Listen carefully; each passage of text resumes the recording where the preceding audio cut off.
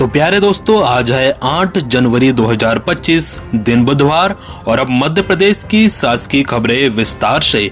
इससे पहले अगर आप हमारे चैनल पर नए हैं तो चैनल को जरूर सब्सक्राइब करें और कमेंट कर बताएं कि आप वीडियो कहां से देख रहे हैं।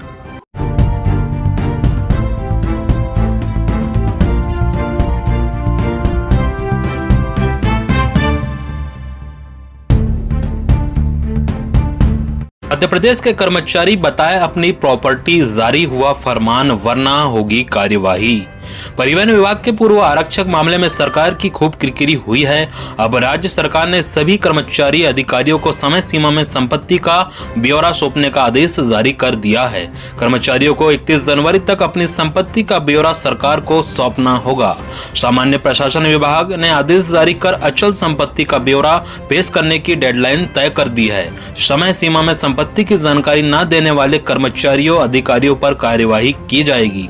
कर्मचारियों को निर्धारित फॉर्मेट में अचल संपत्ति की जानकारी देनी होगी। इसमें बताना होगा कि वे किस पद पर है और उनकी कुल वेतनमान कितना है, किस जिले में पदस्थ है, सरकारी नौकरी से आने से लेकर अभी तक उनके और परिवार के सदस्यों के नाम से कितनी अचल संपत्ति उनके द्वारा क्रय की गई है, अचल संपत्ति क्रय करते समय उसकी कीमत और वर्तमान की कितनी है, साथ ही संपत्ति से कितनी आय प्राप्त होती है।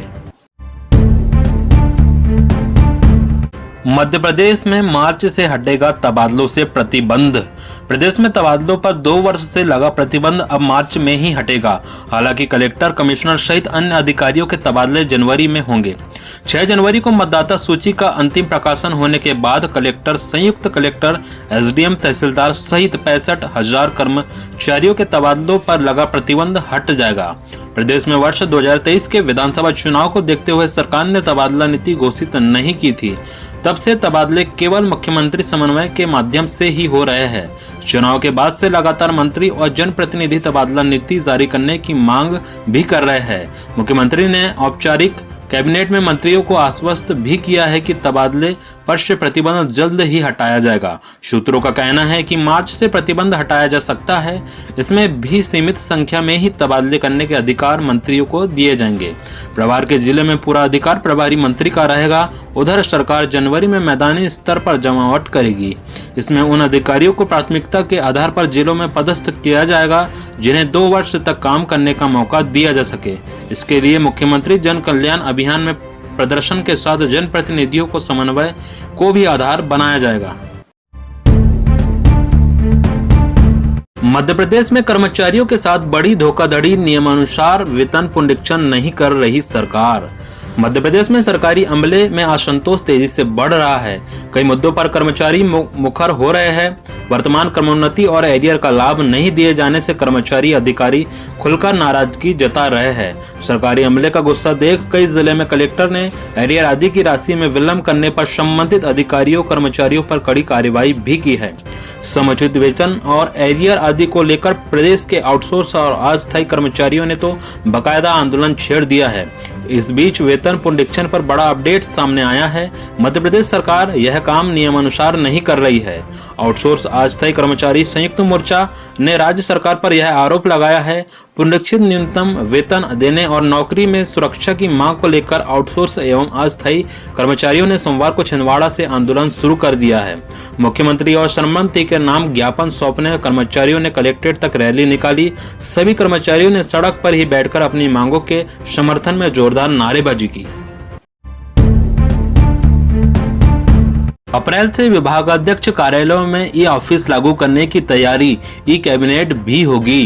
प्रशासनिक कामकाज में तेजी एवं पारदर्शिता लाने और फाइलों का मूवमेंट ऑनलाइन करने के मकसद से मंत्रालय में 1 जनवरी से ई ऑफिस सिस्टम लागू किया गया है। मुख्यमंत्री डॉक्टर मोहन यादव ने गत बुधवार को इस ई ऑफिस सिस्टम का शुभारंभ किया था। ई ऑफिस सिस्टम लागू होने के बाद मंत्रालय में चुनिंदा फाइलों को छोड़कर अन्य सभी फाइलों का डिजिटली मूवमेंट किया जा रहा है। हालांकि प्रशिक्षण लेने के बावजूद कई पुराने कर्मचारियों को नए सिस्टम में काम करने में परेशानी आ रही है, लेकिन साथ ही कर्मचारियों की मदद से वे भी फाइलों को ऑनलाइन आगे बढ़ा रहे हैं। सामान्य प्रशासन विभाग के अधिकारियों का कहना है कि ये ऑफिस सिस्टम 3 चरणों में लागू किया जाना है। मंत्रालय के बाद अप्रैल में विभागाध्यक्ष कार्यालयों में ये ऑफिस सिस्टम लागू करने की तैयारी शुरू कर दी गई है। इसके बाद सभी जिला स्तर के कार्यालयों में इसे लागू किया जाएगा। कर्मचारी को नियमित करने में राज्य सरकार की विफलता, पेंशन से इनकार का कारण नहीं।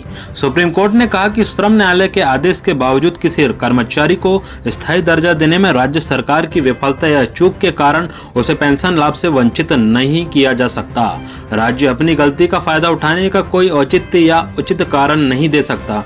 जस्टिस दीपांकर दत्ता और जस्टिस प्रशांत कुमार मिश्रा की पीठ ने मध्य प्रदेश सरकार के उस मृतक कर्मचारी के परिवार को सेवानिवृत्त लाभ प्रदान करने का निर्देश दिया जो 38 वर्षों से सेवा में था। अपीलकर्ता मदन लाल शर्मा के वकील दुष्यंत पाराशर को सुनने के बाद पीठ ने कहा कि मदन लाल 1974 से 31 मार्च 2012 तक सेवा में थे। राज्य सरकार 12 अक्टूबर 1999 के श्रम न्यायालय के निष्कर्षों को पलटने में असफल रही। हाल ही में दिए आदेश में पीठ ने कहा, हाईकोर्ट की खंडपीठ का यह जांच करना बहुत अनुचित था कि मदन लाल को नियमों के अनुसार सेवा में शामिल किया गया था या नहीं, या उन्हें स्थायी कर्मचारी का दर्जा दिया गया था या नहीं। श्रम न्यायालय ने निर्देश दिया था कि मदन लाल को स्थायी कर्मचारी के रूप में वर्गीकृत किया जाना चाहिए और राज्य सरकार ने इंदौर में औद्योगिक न्यायालय के समक्ष अपनी अपील याचिका में यह कहा था कि स्वीकृत पद के अभाव में मदन लाल को नियमित नहीं किया जा सकता है। पीठ ने कहा है कि राज्य सरकार श्रम न्यायालय के आदेश से भली भांति अवगत थी। यदि कोई पद उपलब्ध नहीं था तो मदन लाल को तब तक अतिरिक्त पद पर रखा जाना चाहिए था जब तक कि स्वीकृत पद उपलब्ध न हो जाए जहां उन्हें समायोजित किया जा सके।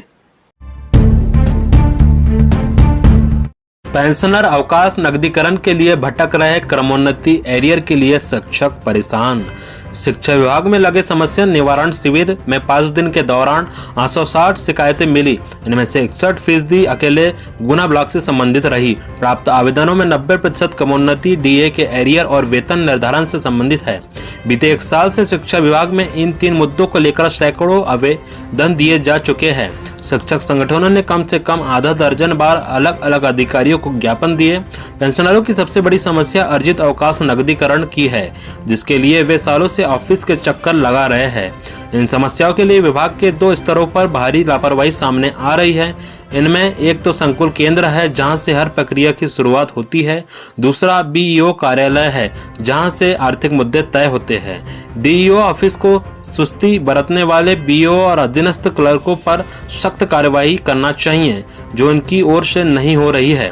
बहरहाल इस बार शिविर से थोड़ी उम्मीद इसलिए है क्योंकि हर आवेदन के साथ एक नोटशीट भी चलाई जा रही है। इसे संबंधित कार्यालय शाखा को भेजा जा रहा है। ऐसे में जवाबदेही तय करना आसान हो जाएगा। 20 साल वरिष्ठता कम हुई, 25,000 की जगह सिर्फ 900 रुपए मिल रही पेंशन। लांबाखेड़ा के सरकारी प्राइमरी स्कूल में 1998 से पदस्थ रामविलास नागबे को 2021 में रिटायरमेंट के बाद बड़ी निराशा हाथ लगी है। उनकी सेवा 1998 से मानी जानी थी, लेकिन वरिष्ठता 2018 से गिनी गई। इसका नतीजा यह हुआ कि 25,000 रुपए पेंशन की जगह उन्हें केवल 900 रुपए मिल रहे हैं। रिटायरमेंट के समय मिलने वाली ग्रेजुइटी भी नहीं मिली। सगुप्ता परवीन, जो निशांतपुरा प्राइमरी स्कूल में 2002 में सेवानिवृत्त हुए, को भी इसी विसंगति का सामना करना पड़ा। उन्हें सिर्फ 1800 रुपए पेंशन मिल रही है। यह समस्या अकेले भोपाल तक सीमित नहीं, बल्कि पूरे प्रदेश में 1500 से अधिक शिक्षक रिटायर हो चुके हैं, जिन्हें इस विसंगति का नुकसान झेलना पड़ा है। कुल 2.37 लाख शिक्षक, जिनकी नियुक्ति 1998 से 2013 के बीच हुई थी, आने वाले समय में इसी स्थिति में होंगे।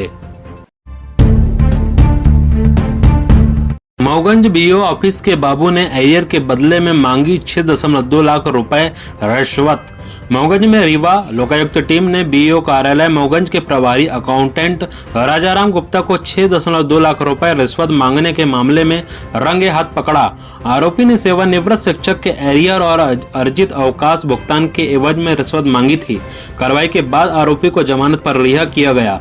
लोकायुक्त रीवा डीएसपी प्रवीण सिंह परिहान ने बताया कि सेवानिवृत्त प्रधानाध्यापक राम निहोर साकेत ने लोकायुक्त कार्यालय में शिकायत की थी कि बीईओ कार्यालय मऊगंज में पदस्थ राजाराम गुप्ता उनके 12.7 लाख रुपए के एरियर और अर्जित अवकाश की राशि जारी करने के बदले कुल राशि का 50% यानी 6.2 लाख रुपए रिश्वत मांग रहे थे। आरोपी ने जमानत के तौर पर 25,000 रुपए बैंक खाते में जमा करवाए और शिकायतकर्ता से 50,000 रुपए नगद और 4 लाख रुपए का चेक भी ले लिया। सेवानिवृत्त प्रधानाध्यापक राम निहोर शाकित की शिकायत के बाद लोकायुक्त रीवा संभाग के प्रभारी पुलिस अधीक्षक ने शिकायत की जांच कराई, जो सही पाई गई। ईपीएफओ अकाउंट का बैंक खातों की तरह संचालन इसी साल। नए साल 2025 में निजी क्षेत्र के कर्मियों के सबसे बड़े सामाजिक सुरक्षा कवच कर्मचारी भविष्य निधि संगठन के खातों को बैंक खातों की तरह संचालन करने की हकीकत में बदला जाएगा। ईपीएफओ खातों को बैंकिंग ट्रांजैक्शन जैसा सुविधाजनक बनाने के तीसरे चरण के सुधार ईपीएफओ 3.0 लागू किए जाएंगे। मोबाइल बैंकिंग की तरह ईपीएफओ खाता धारकों को मोबाइल ऐप से अपने खाते का संचालन करने का विकल्प भी मिलेगा। ईपीएफओ के माध्यम से आधुनिकीकरण और सुधारों से जुटे श्रम मंत्रालय को उम्मीद है कि इस साल के मध्य में ईपीएफओ खातों की सूरत पूरी तरह बदल जाएगी।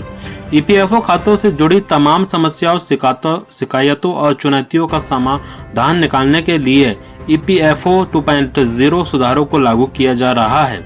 दूसरे चरण के सुधार का सबसे बड़ा लक्ष्य ईपीएफओ खातों से जुड़ी त्रुटियों का समाधान कर सदस्यों को खाते से जुड़ी तमाम महत्वपूर्ण जानकारियों को एक क्लिक में मुहैया कराना है।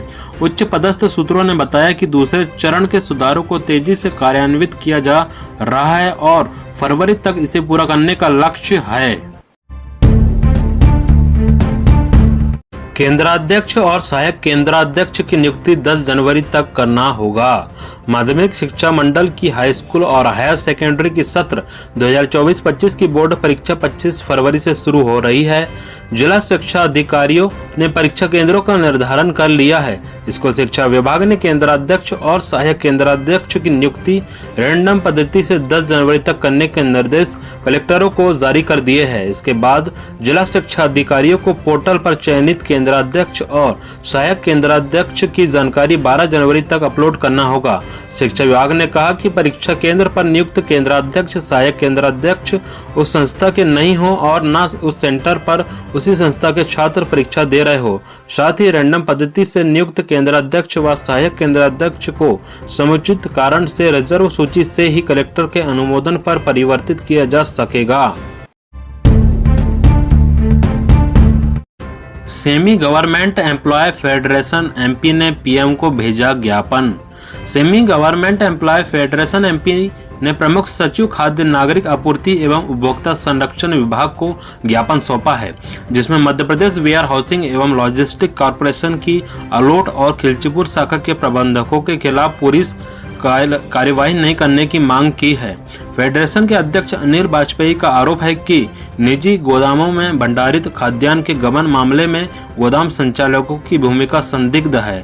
वे मौके से फरार भी है। ऐसे में शाखा प्रबंधकों को गबन के लिए कैसे जिम्मेदार ठहराया जा सकता है और उनके खिलाफ एफआईआर कैसे कराई जा सकती है।